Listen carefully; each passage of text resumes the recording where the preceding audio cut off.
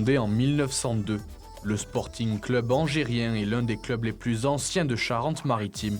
Son président Romuald Courtès nous ouvre ses portes. Le Sporting Club angérien, c'est un des plus anciens clubs de l'ancienne Ligue du Centre-Ouest, qui maintenant est la Ligue Nouvelle-Aquitaine, 122 ans d'existence. Voilà, sur cette saison 2023-2024, à peu près 310 licenciés. Des U6 au U17 sur l'école de football, une régionale 1, une régionale 3, une départementale 3, une équipe senior féminine à 11 qui a été créée en septembre, une équipe féminine à 8, une section futsal et une équipe ESAT sport handicapé.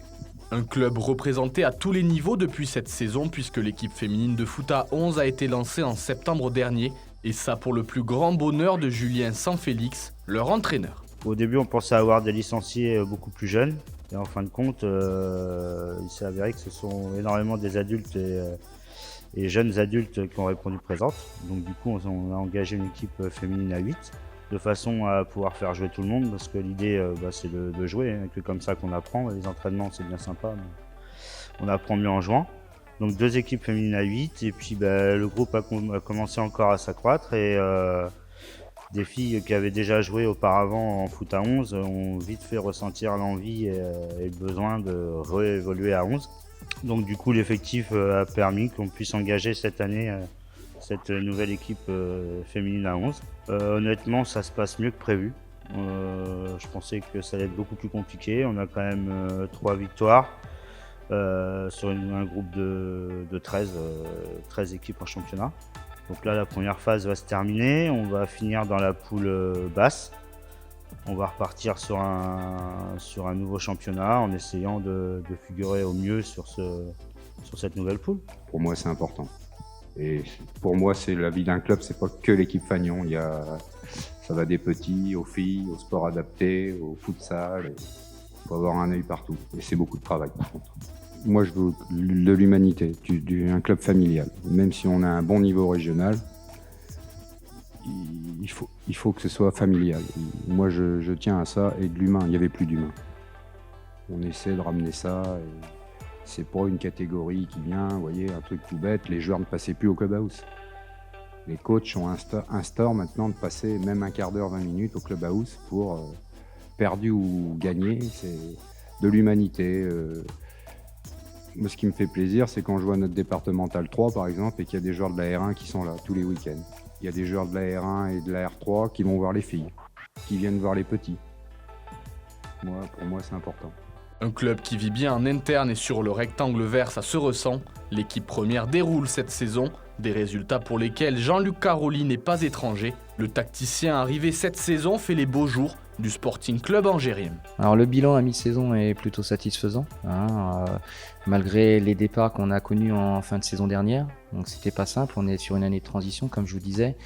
On a fait un recrutement cohérent qui correspond à notre projet de jeu. C'est ça le plus important. On a remis des joueurs aussi en confiance qui ne jouaient plus forcément en R1. Ils viennent s'entraîner avec plaisir, c'est ça aussi qui est important, et redonner un petit peu de la valeur à tous ces joueurs qui sont en club depuis des saisons et des saisons. Sachant qu'on fonctionne toujours, nous le groupe R1, R3, D3, on a le même discours, le même langage, on fonctionne ensemble.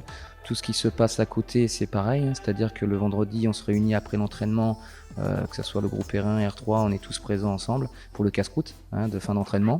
Donc il y a une véritable osmose. Ouais, on a mis plusieurs petites choses en place qui sont plutôt sympas. Donc dans un premier temps, tout ce qui est amendes, donc qui sont gérés par plusieurs joueurs du groupe, là où on sanctionne un peu les retards, les choses comme ça, les oublis de matériel. Donc ça c'est plutôt sympa et ça fait chambrer un peu tout le monde. Et la deuxième chose, oui, on a un petit rituel, c'est que le vendredi soir on fait souvent un casse-croûte, donc qui sont organisés en fait par 2 joueurs. Et ce qui permet en fait le vendredi soir, avant le match, de se retrouver tous ensemble et tout le monde est convié à ce petit moment-là. Donc c'est plutôt sympa. C'est une qualité première parce qu'à un moment donné, on ne peut pas fonctionner par groupe. Quand on dit le groupe senior, c'est pas que le groupe R1. Et ça, c'est important pour tout le monde. Ça donne de l'importance et de la valeur à tous. Et quand on a besoin de joueurs pas forcément titulaires en R1, ils se sentent concernés et ils adhèrent au discours et au projet. 4e au classement d'une régionale 1 très relevée, les Angériens espèrent s'assurer le maintien et pourquoi pas en fin de saison regardez plus haut. Et là, cette année, c'est le maintien pour les deux équipes seniors. Même si actuellement, on est 4e à 3 points du premier. Voilà, faut pas. Moi, vous m'auriez dit l'année dernière, à cette époque, vous aurez 21 points, on aurait signé tout de suite. On était plutôt très inquiets en début de saison. Et là, on est agréablement surpris. La montée, je dirais qu'il faut toujours y croire, hein. Tout est possible au football. Maintenant, notre objectif, c'est vraiment le maintien, hein. On sait le groupe qu'on a, on connaît notre effectif. En termes de quantité, voilà, c'est insuffisant. De la qualité, on a de la qualité. Maintenant, il faut rester humble, prendre les matchs un par un, c'est ce qu'on fait. On savait qu'on était capable de faire des belles choses parce qu'on avait un groupe de talents. Maintenant, il fallait que la mayonnaise prenne. Et aujourd'hui, en fait, je pense que cette force collective vient de tous ces petits moments qu'on partage ensemble, sur et en dehors du terrain. Et forcément, ça permet de faire un collectif et avec un peu de talent, on arrive à faire des résultats intéressants. Un nouvel entraîneur, de nouveaux arrivants, le Sporting Club angérien repart de zéro, avec pour objectif commun, miser sur sa jeunesse. Dans un premier temps, effectivement, c'est de rebâtir un groupe, parce qu'on a eu 80% de départ en fin de saison dernière. Donc il faut rebâtir tout un groupe. On s'appuie sur la jeunesse, hein. Actuellement, on a un groupe qui est très jeune, très jeune. Oui, le futur, c'est effectivement le noyau des jeunes, hein. Même si aujourd'hui, c'est compliqué parce que on attire moins de jeunes, hein. On est dans un secteur où il n'y a pas beaucoup d'équipes. Donc c'est compliqué, mais on sait que l'avenir passera par les jeunes, ça c'est une évidence. Pour moi, je trouve que c'est pas très logique d'avoir un club senior en Régional 1 et d'avoir une école de foot. On devrait avoir des U13 en régional, niveau régional.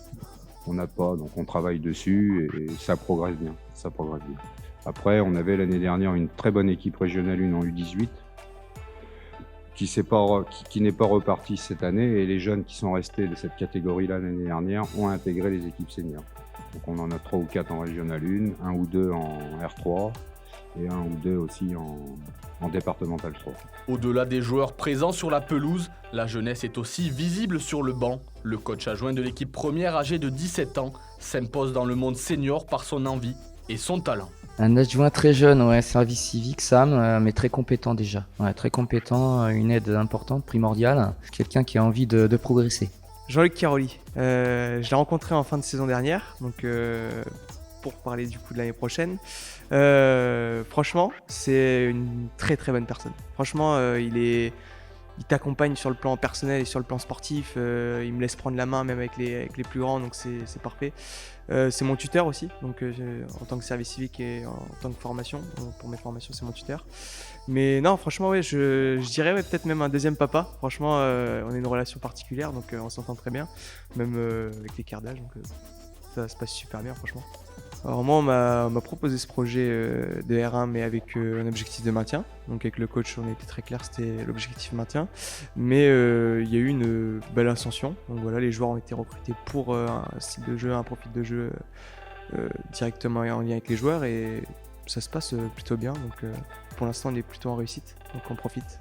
Ouais, moi je suis fier de lui parce que on sent qu'il est vraiment passionné et motivé pour aller loin, et je pense qu'il en a le profil. Le Sporting Club angérien partage ses infrastructures avec le club de rugby de Saint-Jean-d'Angély, l'Ovalie sur l'herbe, le ballon rond sur le synthétique, un terrain qui a ses avantages mais aussi ses inconvénients. Et l'avantage quand même du synthé, là on l'a vu à mi-octobre quand il y a eu beaucoup d'intempéries, on s'est toujours entraîné. Alors c'est vrai que moi ça fait un petit moment que je suis au club, et c'est un vrai confort de pouvoir s'entraîner sur un synthétique, parce que c'est vrai le terrain est toujours bon, mais parfois il est vrai que c'est difficile d'aller à l'extérieur et de jouer sur des terrains qui peuvent être un petit peu moins bons, mais c'est aussi à nous de nous adapter, et les terrains c'est pour les deux équipes, donc c'est à nous de faire ce qu'il faut pour remporter les matchs. On intègre forcément ce terrain qui nous permet d'avoir des joueurs plutôt techniques, donc c'est vrai que ça peut gêner certains clubs. Maintenant, nous, quand on va à l'extérieur sur terrain herbe, c'est un peu pareil. Donc, on est aussi parfois en difficulté. On est moins habitué. Et puis, je dirais qu'effectivement, nous, on se sert vraiment de ce synthétique comme projet de jeu. Donc, ce qui nous réussit bien, je dirais, ça nous réussit pas mal. On a recruté, comme je vous disais, des joueurs qui s'identifient vraiment à ce projet et qui ont le profil synthétique, des joueurs de qualité technique, évidemment. On arrive, je dirais, à produire du jeu. Notre fil conducteur, nous, c'est la possession. Et pareil, défensivement, c'est de récupérer le ballon le plus vite possible. Je dirais que ça se passe plutôt bien chez nous, hein, c'est pas mal. À l'extérieur, on a fait aussi des très bons matchs, hein. Mais c'est vrai que sur herbe, c'est un jeu différent. C'est bon. Mais après, il faut savoir s'adapter au football, c'est ce que je leur dis, hein. On doit être capable de s'adapter aussi. Ce que je souhaiterais, c'est de bien finir la saison, comme on a pu bien la démarrer, continuer sur cette lancée, oublier le faux pas de ce week-end et essayer de finir dans les 3 premiers. Ça serait une bonne chose pour l'équipe, pour le club.